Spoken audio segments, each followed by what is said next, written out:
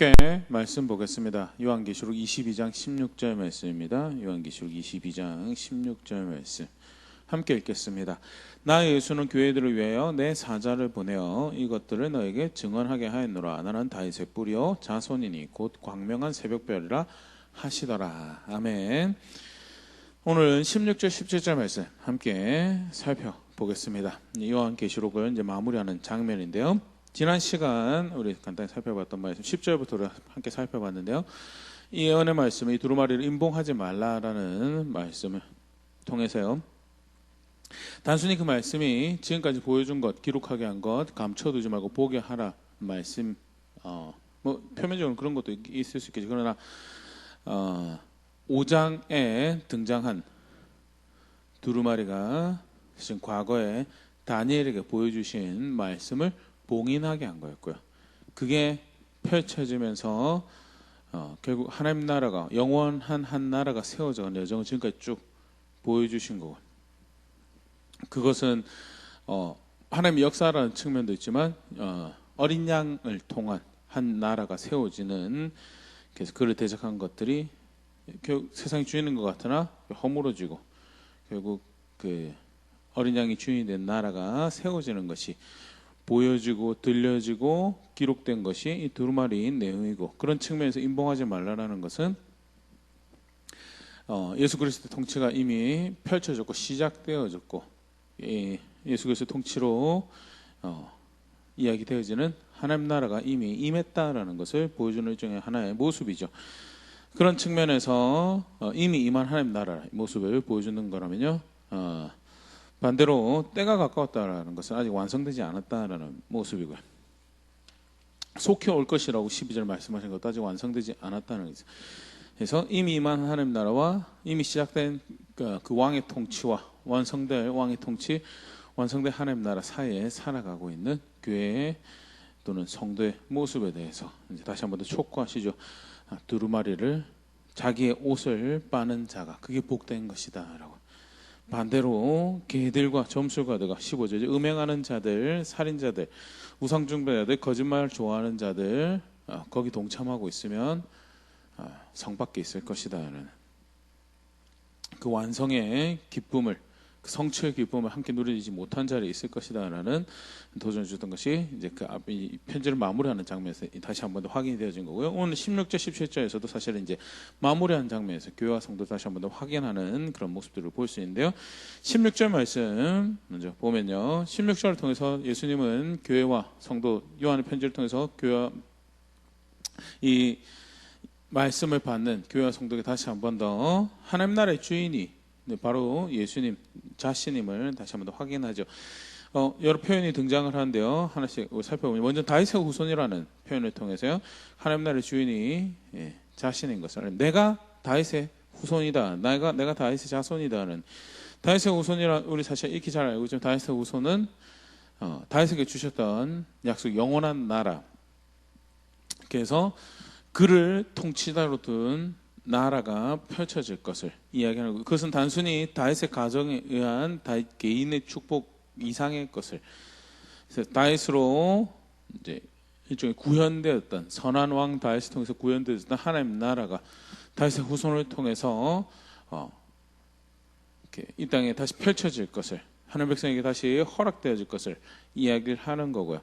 그것이 언약에 신실하지 않아서 망하고, 나라가 망하고, 또 이제 열왕들이 강력한 제국들이 반복적으로 세워지면서 그 가운데 이리 치리고 저리 치고 왔던 이스라엘 백성들에게는 구원의 메시지로 이제 확인되어진 것이 다윗의 후손의 나라가 세워질 거다는, 역대 7장 18절 말씀 보면 이제 솔로몬에게 이제 이야기하시면 아버지에게 주었던 약속을 확인하는 모습인데, 내가 너의 나라 왕위를 견고하게 하게 돼. 전에 내가 너의 아버지 다윗과 언약하기로 이스라엘 다스릴 자가 너에게서 끊이지 아니하리라 한 대로 하리라. 이렇게 보면 개인에게 주는 약속인 것 같지만요, 사실 다윗을 통해서 구현되었던 하나님 나라가 동일하게 그 다윗의 후손을 통해서 펼쳐질 것을 주시는 약속이고요. 아까도 얘기 들었던 것처럼 사실 그게 이제 구원의 약속으로 백성들에게 이제 주어진 거죠. 남게 되는 건데요. 그런 측면에서 내가 다윗의 후손이라는 것은 내가 바로 그 나라의 정점이고 주인이다라는 것을 의미하는 거죠. 실제로 예수님 당시에 바리새인들 하나님 백성들은 그리스도에 대해서 오신 메시아에 대해서 그 메시아 나라에 대해서 어떻게 알고 있었느냐. 마태복음 22장 42절 너희는 그리스도에 대하여 어떻게 생각하냐. 누구 자손이냐 대답하되 다윗의 자손이니라. 다윗의 자손이 메시아인 것을 그렇게 이해하고 알고 있었다는 것. 예레미야 30장 9절 그 전이죠. 확인되는 모습인데요. 그들은 그들의 하나님 여호와를 섬기며 내가 그들을 위해 세울 그들의 왕 다윗의 성길이라 하면서요. 그들을 위하여 장차 세울 그들의 왕 다윗은 여기서 다윗의 후손을 이야기하는 거죠. 다윗의 후손이 구원자로 다윗의 후손이 메시아로 그리스도로 나타날 것에 대해서 이야기하는 거고 예수님께서 내가 그 다윗의 후손이다라는 것은 다른 구원, 다른 복음, 다른 거 찾지 말고 내가 바로 그 다윗의 후손 메시아고 나를 통해 펼쳐진 나라가 그게 너희가 기대하고 기다리던 하나님 나라다라는 거죠. 이사야 11장 1절 이새의 줄기에서 한 싹이 나며 그 뿌리에서 한 가지가 나서 결실할 것이요. 이 역시 다윗의 후손에 대한 예언의 말씀이죠. 이새의 줄기에서 한 싹이 나면 이새는 이제 다윗의 아버지고요. 결국 다윗의 혈통을 통해서 올 다윗의 후손을 의미하는데 이제 그 다음에 표현이 좀 흥미롭습니다. 그 뿌리에서 한 가지가 나서 결실할 것이라는데 이새의 뿌리라고 하면 그 앞에 줄기는 이제 이새의 혈통에서 날 사람인 것, 결국 다윗의 혈통을 통해서 날 구원자를 의미하는 건데 그 뿌리에서 한 가지가 나서 결실할 것이다라는 것은 이새 뿌리 하면 이스라엘을 생각할 수도 있겠지만요. 사실 결국 하나님 이야기를 하는 거죠. 다윗을 통해서 하나님 나라를 펼치셨던 하나님 그 뿌리에서 한 가지가 나서 결실을 하나님께서 그 계획하신 대로 이새 줄기에서 한 가지가 나서 결실할 것을 다윗의 후손을 그렇게 표현을 하고 있는데 이게 사실 이제 그 다음 본문에 비슷한 표현을 이제 언급이 됩니다. 그게 뭐냐면 다윗의 뿌리다. 본인이 다윗의 후손, 그러니까 다윗이란 줄기에서 나온 가지에서 나온 열매로 쉽게 말해서 설명을 하는 게 다윗의 후손 자손이라는 표현이면요. 근데 동시에 내가 다윗의 뿌리다는 내가 다윗의 근원이다라고 이야기하면 사실 굉장히 어떻게 그럴 수 있느냐라는 생각이 들 수 있는데요. 실제로 예수님께서 이 땅에서 가르치실 때 그 비슷한 말을 사용하신 게 있죠. 요한복음 8장 57절을 보면 예수님의 사역을 보면 아브라함이 기뻐할 거다라는 말을 예수님이 유대인들과 하게 되는데요. 그때 57절에 보면 이제 유대인들이 발끈합니다. 유대인들이 이르되 네가 아직 50도 못 되었는데 아브라함을 보았느냐. 58절 예수께서 이르시되 진실로 진실로 너에게 이르노니 아브라함이 나기 전부터 내가 있느니라 하시니 내가 아브라함의 후손으로 복의 근원이 너의 후손 너와 너의 후손 복의 근원이 되게 하겠다라고 하신 말씀에 그 복의 근원의 후손으로 복의 근원으로 오셨지만 동시에 복의 근원에 아브라함의 출처가 되시는 모든 그 복의 출처가 되시는 하나님이시며 하나님 아들이시며 예수님이시다라는 것을 이야기하는 거죠. 당연히 유대인들 못 알아듣고 불쾌해서 예수님 죽이려고 하는 그런 내용이 이제 그 다음에 등장을 하는데요. 다윗의 뿌리라는 것도 사실 이제 그런 측면에서 말이에요. 다윗의 후손으로 약속한 메시아의 나라에 성취자로 완성자로 오는 메시아이지만 더불어서 동시에 다윗과 다윗의 후손으로 이야기되어진 그 모든 하나님 나라의 근원 바로 내가 그 하나님이며 내가 그 하나님 나라의 근원이다라는 말씀을 하시는 것이 이 다윗의 뿌리라는 거죠. 실로 어마어마한 그래서 쉽게 말해서 나 말고는 없다. 내가 그 성취고 내가 그 뿌리고 내가 그 근원이고 그래서 나 말고는 없다라는 말씀을 하시는 거죠. 사실 이제 그 하나님 나라와 관련해서 또 유사한 표현을 하나 그 다음에 또 사용하신 것이 그 다음에 광명한 새벽별이라는 광명한 새벽별은 두 가지 큰 특징을 가지고 있습니다. 이제 보통은 이제 모닝스타라고 알려지는데 그 아침에 또 새벽에 동틀녘에 동이 막 트기 직전에 이제 보여지는 그런 별이기도 하고요. 더불어서 해가 뜬 직후에도 보일 수 있는 관측이 되는 그런 별이라고 그렇게 하는데요. 무슨 특징을 가지고 있냐면 첫 번째 이제 우리가 아는 지식에서는 금성을 지칭을 하는 건데요. 새 하루를 밝히는 별, 새 시대, 새 하루, 새 시기를 밝히는 그런 별이 어떤 별이냐? 그게 여기서 말하는 새벽별이다는. 더불어서 지구에서 관측할 수 있는 별 중에 해, 태양, 달, 다음에 세 번째로 가장 밝게 보일 수 있는 별이 실제 이 금성이라고 합니다. 그래서 가장 찬란하고 영광스러운 별이라고 할 때 이 새벽별이라는 표현을 쓰는데요.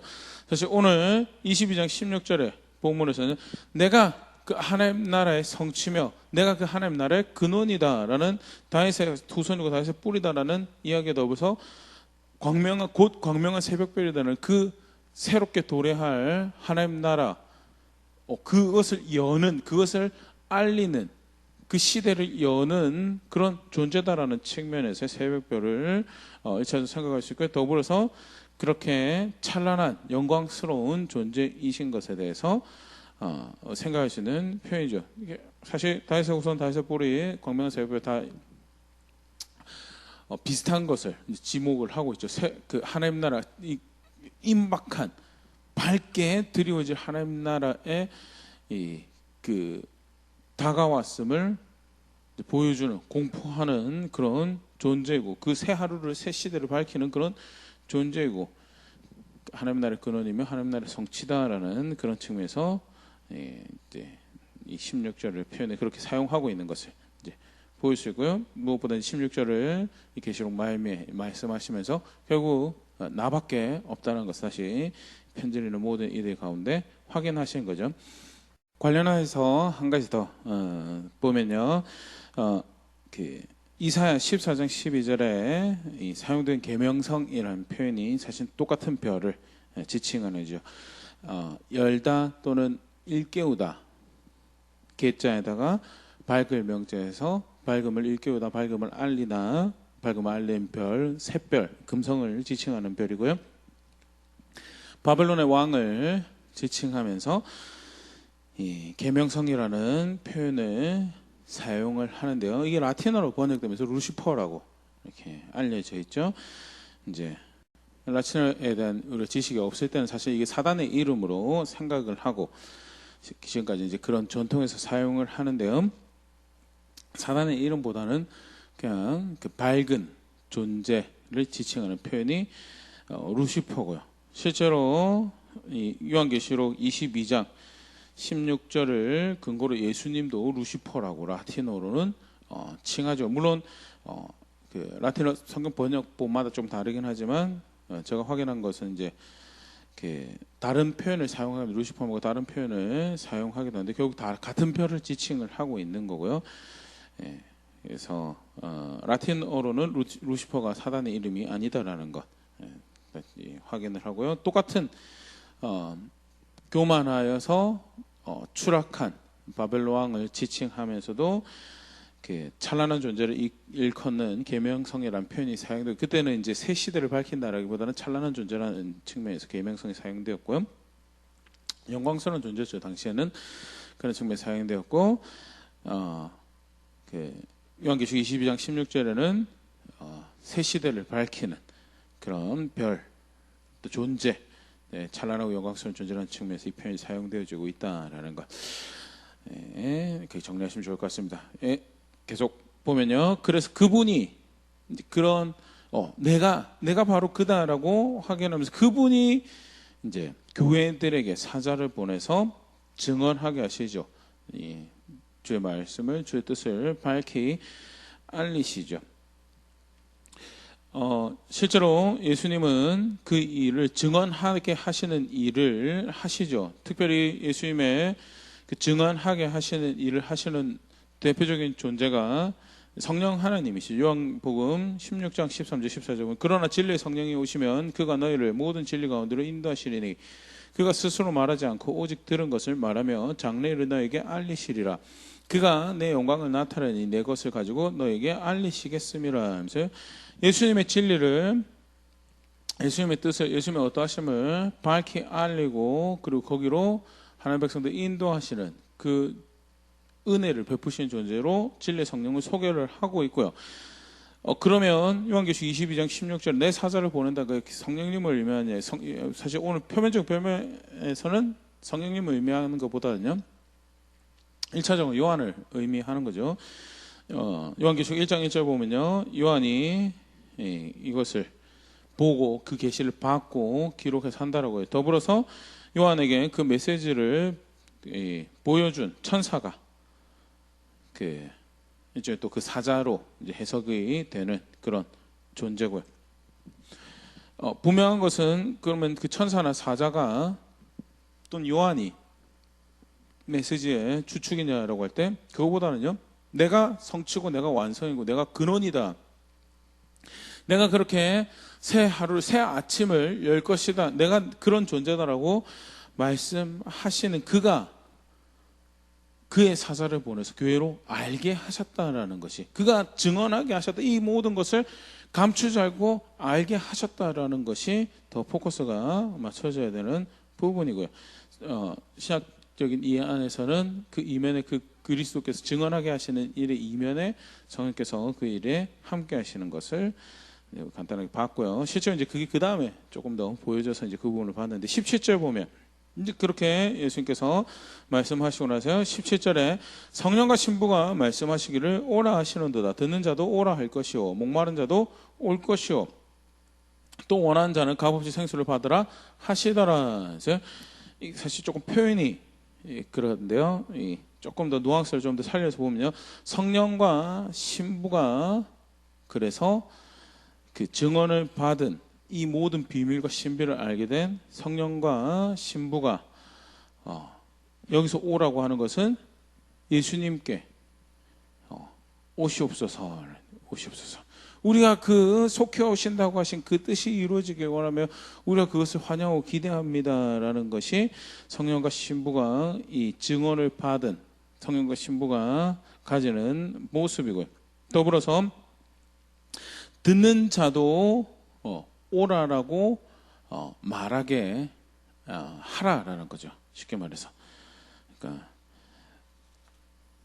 오라 할 것이다라고 한국말로 잘 표현이 되긴 했는데요. 쉽게 말해서 이 증언하는 말씀을 들은 사람들이 예수 그리스도를 향하여 내가 그 완성을 바랍니다라는 고백을 하도록 하라라고 이야기하시는 거고요. 목마른 자도 오라라는 고백을 하게 하라는 거고요. 원하는 자도 오라라는 고백을 하게 하라는 거고요. 그래서 생명수를 받도록 그렇게 하라라고 하시는 말씀인데요. 간단하게 한번 뜯어서 우리가 살펴보면요, 먼저 성령과 신부가 말씀하시기를 오라 하시는도다, 그런 시대일 거다라는 거죠. 근데 사실 조금 어떻게 보면 굉장히 감격적인 장면이면서 어떻게 보면 조금 이상하게 보여지는 장면이, 성령과 여기 신부는 교회죠. 성령과 교회가 말씀하시고 오라 하시는도다. 근데 성령께서 오라고 하는 게 그게 맞는 건가라는 생각이 좀 들 수도 있는데요. 사실 성령 하나님은 누구보다도 예수 그리스도의 뜻을 이루어가시며 예수 그리스도의 목적하신 바를, 그 예수 그리스도의 영광을 드러내시는 분이시죠. 더불어서 그는 하나님께서 계획하신 것을 그렇게 이루어가시는 분으로, 누구보다도 하나님 뜻이 이루어지길 갈망하고 원하시는 분이고, 실제 그 뜻을 이루어가시고 이 땅에 사역하시는, 교회 가운데 하나님 백성 가운데 역사하시는 분이죠. 그런 측면에서 그가 예수 그리스도의 오심을 기대하며 오라라고, 오소서라고 고백하게 된다는 것은 사실 어떻게 보면 교회가 그것을 공백한 것보다 훨씬 더 자연스러운 일이죠. 물론 증언을 통해서 성령이 알았나라고 할 때는 그건 아니라고, 이미 성령 하나님은 완전하신 하나님을 그걸 알고 계시죠. 하지만 성령의 역사하심을 통해서, 성령께서 감동하신 교회를 통해서 그 고백들을 하도록 만든다라는 그런 측면에서요, 이 표현을 이해하면 아주 너무나 자연스럽고 당연한 그런 표현이고요. 하나님의 신부로 자신의 옷을 빨고 그렇게 예수 그리스도의 구원을 알고 소망을 가지고 있는 교회가 당연히 감춰지지 않은 이 요한계시록의 말씀이 신비를, 완성된 하나님 나라와 펼쳐질 하나님 나라를 그 구원을 그 소망을 바란다고 한다면 오소서라고 내가 그것을 기대합니다. 그것을 원합니다라는 고백하는 것은 너무나 당연한 모습이죠. 사실 이제 일종의 청원이고 기도의 고백이죠. 오라라는 것이 사실 명령문으로 표현되긴 했는데요. 우리가 명령을 할 수 있는 대상은 아니고 예수님께 기도를 하는 언어적 표현이죠. 그런 측면 그렇게 그 표현을 이해하시면 될 것 같고요. 더불어서 이 교회의 소망, 염원, 기도라는 표현에서 이 표현을 들여다보면요, 이 오라라는 표현이 현재형으로 기록이 되어 있으니까 쉽게 말해서 단회적 표현이 아니고 지속적으로 그걸 고백하는 거고요. 맞죠? 사실은 그 예수 그리스도가 구원이고 그 예수를 통해서 완성된 그 하나님 나라가 구원이기에 그것을 갈망하고 그것을 바라는 것은 지속적인 요청이고 그 간구고 기도로 염원으로 존재하겠지만 더불어서 그것이 현장으로 표현됐다는 것 사실 그것이 단순히 기도와 염원이 아니고 그 삶의 자세를 함의하고 있는 거예요. 기도를 그렇게 한다라는 것은 그것을 실제로 내가 소망한다라고 고백을 그렇게 지속적으로 한다라는 것 결국 삶이 그런 그것을 기대하고 기다리는 자세에 있는 삶을 표현하는 바고요. 요한일서 3장 2절 3절 말씀 보면 사랑하는 자들 우리가 지금은 하나님의 자녀라 장래가 어떻게 될지는 아직 나타나지 아니하였으나 그가 나타나시면 우리가 그와 같을 줄 아는 것은 그의 참모습 그대로 볼 것이기 때문이니 주 오심을 기대하는 또 다른 표현을 이렇게 하면서요. 3절에 요한이 그렇게 얘기합니다. 주를 향하여 이 소망을 가진 자마다 그의 깨끗하신과 같이 자기를 깨끗하게 하느니라. 기도만 오시라고 하는 것이 아니고 실제로 올 것을 기대한다면 예수님이 사용하시던 비유를 잠깐 이렇게 활용을 한다면요. 달란트를 맡겨놓은 주인이 멀리 떠나갔는데 그 주인의 목적과 뜻을 이루며 그 주인이 돌아온 것이 그 모든 자기의 이 기대하는 소망을 성취하는 것을 알고 그래서 주인이 왔으면 좋겠습니다. 빨리 왔으면 좋겠습니다. 이야기하는 종이라면 그 주인의 오심을 기다리는 그의 삶의 모습, 맡겨진 달란트를 관리하는 모습이 주인의 뜻과 목적과 반대되는 살면서 전혀 그것과 일치되지 않는 삶을 살면서 기대한다라고 이야기할 수 없고 오히려 오지 않기를 바라겠죠. 일치하지 않는 삶을 살고 있으면 실제로 여기서 성령과 신부가 그 증언하시는 말씀, 이 보여준 환상을 통해서 결국 예수 그리스도 오는 그것이 우리에게 모두에게 가장 큰 유익이다라는 그 성취될 구원이 가장 큰 기쁨이고 행복이다라는 것을 알게 된 이들이 그것을 갈망하며 그것을 고백한다, 현장으로 고백한다는 것은 그런 실제적인 삶을 살아가는 겁니다. 그게 이제 그 앞에 등장했던 두루마리 옷을 빠는 자리에 교회로서 살아가는 자리에 있는 그 모습을 함의하고 있는 표현이죠. 더불어서 한 가지 더 여기서 보면요, 성령께서 신부와 함께 그 고백을 한다는 굉장히 감격스러운 모습인데요. 실제로 하나님 나라는요, 성경은 곳곳이 그런 표현들을 이렇게 보여주고 성령 하나님은 단 한 장면에서도 빠짐없이 등장하셔서 그 하나님 나라가 펼쳐지는 그 일에 함께 하셨고요. 그 역사하심을 통해서 하나님 나라를 선언하셨던 그런 분이시다라는 것. 처음 하나님께서 세상을 만드시면서 이 땅에 하나님 나라를 이 존재적으로 하나님 나라를 펼쳐가실 때 창세기 1장 2절 보면요, 그 땅이 혼돈하고 공허하며 흑암이 깊음 위에 있고 하나님의 영은 수면 위에 운행하시니라. 말씀으로 세상을 지을 때 이미 그곳에 함께 하셔서 운행하시면서 그 하나님 나라를 선언하고 만드시는 그 일에 함께 하셨던 분이 성령 하나님이시고요. 타락하고 망가지고 완전히 파괴되어지고 본질적인 것을 모습을 잃어버렸는데 예수 그리스도를 통해서 다시 하나님 나라를 이렇게 펼쳐가시고 하나님 나라를 다시 선언하시고 펼쳐가신 그 일 가심 가운데요, 성령께서 함께 하시죠.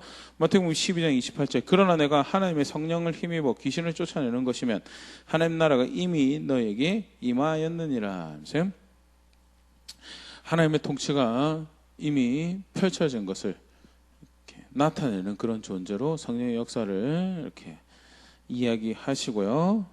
마지막으로 오늘 봤던 장면에서 성령과 신부가 그 완성을 기대하며 그 완성을 환영하는 그런 자리에 있는 것이 지금 사실 우리가 교회가 살아가고 있는 시대고 그렇게 살아가는 되는 우리의 모습을 보여주는 거죠. 더불어서 계속 보면요, 복된 소식을 이 복된 소식 들은 사람들이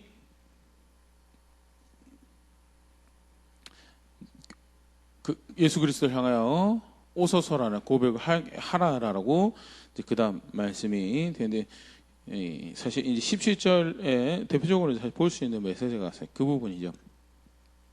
복음이 전해지는 시대고 그 증언되는 말씀, 예수께서 요한을 그의 사자를 보면서 요한을 통해 교회에게 알리시는 이 소식이 단순히 그들의 소식이 아니고 그 증언을 들은 사람들이 있고, 단순히 거기에 극한되는 거예요. 또 들은 사람 있고 들은 사람 있고, 그들이 단순히 듣는 것으로 끝나는 것이, 그들이 예수 그리스도를 향하여 앞에 준비된 신부처럼 오라라고 고백할 수 있는, 그것이 이렇게 수고와 노력으로 만들어지는 그런 시기가 될 것이다라는 것이 이제 이 17절 한 절에서 표현되어지고 있는 바고요. 우리 앞에서 간략하게 살펴보죠. 요한계시록 14장 6절 7절에서 이 마지막 때가 그 사자에 의해서 선언되어지는 영원한 복음의 시대가 될 것에 대해서 이미 이야기가 됐었죠. 요한계시록 14장 6절, 또 보니 다른 천사가 공중에 날아가는데 땅에 거주하는 자를 곧 모든 민족과 종족과 방언과 백성에게 전할 영원한 복음을 가졌더라. 그가 큰 음성으로 이르되 하나님을 두려워하며 그에게 영광을 돌리라. 이는 그의 심판의 시간이 이르렀음이니 하늘과 땅과 바다와 물들의 근원을 만드신 이를 경배하라 하더라. 네. 천사가 공중에 날아가면서 영원한 복음을 선언하는, 그것이 실제로 이제 이 땅에서 그렇게 그런 일들이 펼쳐져야 할 것이고 펼쳐질 것을 말씀하시는 거예요. 이것은 단순히 이런 일이 있을 것이다, 벌어질 것이다라는 그런 것보다는요, 그들로 하여금 그렇게 하게 하라라는 것을 표현이, 여기 이 문장에 사용된 표현이 그렇습니다. 그래서 결국 그 신부가 자기도 예수 그리스도가 오심을 기대하고 기다리는 그런, 그것을 환영하는 그런 걸음을 걸어갈 뿐만 아니라 실제로 그런 걸음을 걷는다라는 것은 그 복된 소식을 증언해야 돼, 복음을 듣는 이들에게 들리게 하고 실제로 그들이 그 고백을 할 수 있게끔 인도하는 자리에 있어야 되는 것, 사실은 이야기를 하는, 그게 또 이 영원한 나라를 완성해 가시는 그리스도의 여정의 그 뜻과 목적에 동의하는 한 삶의 모습이고, 나아가서 오실 주인을 기대하는 바른 이 신부와 종의 모습이다라는 것. 그게 이제 이 두 번째 표현에서 볼 수 있는, 세 번째 표현도 사실 비슷하죠. 목마른 자들과 원하는 자들로 하여금 오게 하라고, 그들로 오게 하라고. 이 말씀은 이사야 55장 1절에 사용된 표현을 이제 반영하는 그런 표현인데, 오호라 너 모든 목마른 자들아 물로 나오라, 돈 없는 자도 오라, 너희는 와서 사 먹되 돈 없이 값없이 와서 포도주와 젖을 사라는, 생명의 근원이신 하나님께로 오라라고, 값없이 그에게 오면 값없이 그것을 누릴 수 있는 거예요. 생명의 근원 되신 하나님께로 나오라라는 초청을 하시는 말씀이 이제 반영된, 예수 그리스도 안에서 사실은 그것이 성취가 되어지고요. 뜬금없이 요한계시록에서 다시 사용된 표현이 아니라 구약이 이미 동일하게 증언하시고 복음을 알리시고 나타내신 하나님께서 그 일을 이제 또 성취하시는 모습의 연장선에 있는 것임을 이제 볼 수 있도록 하는 표현이고요. 더불어서 예수 그리스도께서 오셔서 예수 그리스도께서 값없이 주시는 목마른 자의 목마름을 채우시는 물이 되실 것에 대해서 요한복음 4장 14절 그렇게 말씀하시죠. 내가 주는 물 마시는 자는 영원히 목마르지 아니하리니 내가 주는 물은 그 속에서 영생하도록 솟아나는 샘물이 되리라. 사실 이제 표현은 그렇죠. 값없이 주시는 생명수라고 하는데요. 우리에게는 값없이 주시는, 그것을 받는 사람에게는 값없이 주시는 생명수지만, 사실 예수님은 하나님 그것을 위해서 대가를 지불하셨죠. 여러 말씀 볼 수 있죠. 고린도서 5장 21절, 하나님이 죄를 알지도 못하신 이를 우리를 대신하여 죄로 삼으신 것은 우리로 하여금 그 안에서 하나님의 의가 되게 하려 하심이라. 죄를 알지도 못하신 이가 죄가 되어서 그 대가를 지불하셨고, 그 은혜로 그 은총으로 목마른 자든 원하는 자든 그에게 나아오기만 하는 자는 그것을 얻을 수 있도록 나아가서 실제로 그런 자들이 와서 그 갈급함을 체험받을 수 있도록 오라라는 고백을 할 수 있도록 신부가 이제 그 뜻을 이뤄가는 자리에 함께 해야 될 것을 이제 보여주는 이 말씀이, 또 이 마지막 달에 살아가는 교회의 모습이, 주의 오심을 기다리는 교회가 살아가는 모습을 보여주는 것이 이제 17절 말씀이죠. 간단히 다시 정리해보면 16절 말씀을 통해서 다시 한 번 더 예수님은요, 내가 바로 그 복의 근원이고 내가 그 나라의 중심이며 내가 그 나라의 성취고 내가 그 나라의 근원이고 내가 그 새 시대를 열어가요. 내가 그 하나님의 아들, 내가 그 메시아다. 나 말고는 없다는 것 다시 한 번 더 분명하게 말씀하신 것이 16절 말씀이죠. 사도행전 4장 11절 11절 예전에 사도를 통해서 확인하셨던 말씀을 다시 한 번 더 확인하는, 이 예수는 너희 건축자들의 버린 돌로서 집 모퉁이의 머릿돌이 되었느니라. 다른 이로서는 구원을 받을 수 없나니 천하 사람 중에 구원을 받을 만한 다른 이름을 우리에게 주신 일이 없음이라 하였더라. 내가 그 성취고 내가 그 근원이고 내가 그 하나님의 아들 메시아다라는 것. 그래서 다른 거 없어. 예수님 말고 다른 데서 뭔가를 찾아보려고, 시국이 이런 시국이고 상황이 이런 상황이고 시대가 이런 시대인데 어떻게 아직도 고리타분하게 예수님 하나만 가지고 살려고 하십니까? 라고 조금 거기다가 다른 양념도 치고 다른 바퀴도 달고, 예수님만이 구원이 되고요, 예수님만이 그 나라의 성취고 예수님만이 그 근원이다라는 것. 그래서 다른 거 찾지 말라라는 그런 당부와 더불어서 내가 바로 그다라는 것.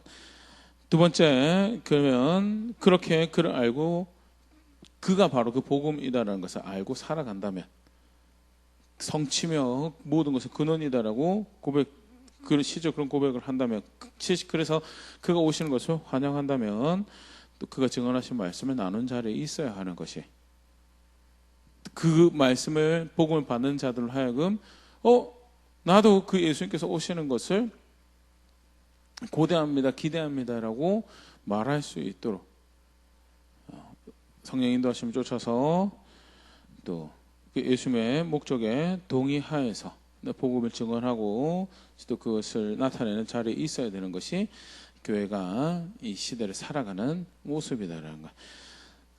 이 역시 사실은 이전에 이미 분명히 알려주셨던 말씀 다시 확인하는 거죠. 마태복음 28장 19절 20절 그러므로 너희는 가서 모든 민족을 제자로 삼아 아버지와 아들과 성령의 이름으로 침례를 베풀고 내가 너에게 분부한 모든 것을 가르쳐 지키게 하라. 볼지어다 내가 세상 끝날까지 너희와 항상 함께 있으리라 하시니라. 다른 복음이 없기, 다른 기쁜 소식, 이것보다 더 중요하게 긴급하게 알려야 될 기쁜 소식이 없기에 실제로 그것을 알리고 더불어 단순히 그것을 이야기해 준 막 던지는 뿐만 아니라 그들로 하여금 그것을 실제로 사랑할 수 있도록 먼저 본을 보여주고, 아까 잠깐 그 말씀 인용했었는데 요한일서 3장 3절 소망을 가진 자가 먼저 그것이 소망이 됨을 구별된 삶으로, 깨끗한 삶으로 고백하는 것이 실제로 그거의 소망을 그게 소망이 된다는 고백이고요. 그걸 통해서 그 본을 보여주고 또 지도하고 인도하고 이끄는 것을 통하여 그도 예수 그리스도를 소망으로 여기며 고백할 수도 오시라고 고백할 수 있도록 그런 자리로 이끄는 것이, 그게 요한계시록 마무리하면서 이 시대를, 마지막 시대를 살아가는 교회와 성도가 살아갈 모습이다라고 도전하고 가르치고 있는 게 이제 오늘 우리가 살펴본 16절 17절 말씀인데요. 간단히 다시 한번 돌아볼 수 있으면 좋을 것 같습니다. 예수님 말고는 신약 성경에 가시면 더 분명히 예수님 말고는 다른 복음이 없고 다른 구원이 없죠. 다른 용서를 받을 길이 없고요. 다르게 거룩함을 얻을 방법도 다르게 의롭다 여김 받을 길도 없고요. 그래서 어떻게 해서든 예수님 믿고 그 복음 안에, 그 기쁜 소식 안에 거하며 그 용서하심 안에 거하며 그 인자하심에 거하려고 그의 말에 내 삶을 걸고 걸음걸음 그를 따라가는 자리에 있는 것이, 그게 불편해 보이고 다소 어렵게 보이지만 실제 그게 사실 사는 길을 거는 모습이다라는 것 다시 한번 더 분명히 할 수 있으면 좋을 것 같아요. 더불어서 실제로 그를 그렇게 알고 그래서 그 구원의 성취를 내가 오늘도 바랍니다라고 그런 걸음을 걸어간다면 이제 나누어야죠. 듣게 해야죠. 근데 갈수록 이제 삐락 뿌려가지고는 저도지 나눠가지고는 될 수 없는 시대가 되는 것을 우리가 그런 시대를 살아가고 있는 확인이 되죠.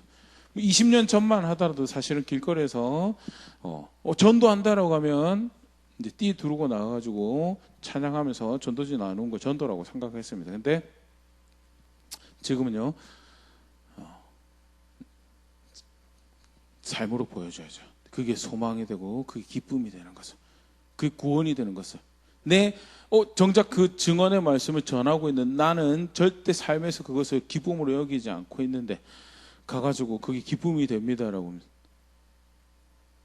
그러면 아무도 귀 기울이지 않죠. 그것을 예수님이 소망됩니다 발견하고 오십시오라고 고백한 자리에 나갈 수가 없죠. 오히려 귀를 막아버리고 마음을 닫아버리고 그런 일들을 할 터인데요. 전하라는 것은 결국 사실 그걸 의미하는 거예요. 두 가지 다가 이제 들어가는 거죠. 그래서 나누고 보여주고 인도하고 하는 그런 일들을 하는 것이 복의 근원이 누구인지를 아는 모습이다라는 것. 다시 한 번 더 우리 분명히 할 수 있으면 좋을 것 같고요. 실제 나는 어떤 자리에 살아가고 있는가. 아무도 함께 말씀을 보는 분들 가운데 함께 말씀 나누는 가운데 있는 모든 분들은 아무도 예수 그리스도 말고 다른 우물을 다른 구원을 기대하고 있는 분들이 없기를 바라는데 혹 그런 모습이 내 삶 조금이라도 있었으면요 오늘 말씀을 다시 정직하게 설 수 있으면 좋을 것 같고요. 동시에 실제로 그를 보고 근원을 안다라는 것은요 그것을 내 삶에 먼저 담고 그리고 나눈 자리에 있어야 되는데 얼마나 정직하게 열정적으로 그런 일들을 해왔었는가. 바쁜 일상을 핑계도 바쁜 일을 핑계대며 오히려 흠모할 것이 하나도 없는 그래 네 사는 꼴 보니까 네 구원자는 그 정도 되는 모양이다라는 오히려 복음의 걸림돌이 되는 예수 믿는다고 하면서 정직한 것도 없고 배려하는 것도 없고 또 오히려 더 이기적이고 섬기고 있는 주가 그딴 모양이다라는 그런 오해를 일으키는 그런 자리에 있지는 않았었는지 그런 것도 한번 돌아보면서요. 굉장히 감격적인 장면이죠. 그 성취와 완성과 그 근원이 이미 이제 밝히 다 드러났고 그 통치가 이미 시작되었다라고. 이제 곧 완성되는 그 순간만 남은 그 시기를 살아가고 있는데 나는 어떤 감격으로 어떤 감사로 걸음걸음을 그 완성을 향해 성취를 향해 나 걸어가고 있는지 돌아보면서요. 감격할 사실을 감격하고 기뻐할 사실을 기뻐하며 다른 구원을 내가 알지 못함을 내 삶으로 고백하고 나아가서 그 구원을 함께 기뻐할 수 있는 이들을 마음으로 또 삶으로 품어가는 그런 자리에 있는 우리가 될 수 있으면 좋을 것 같습니다.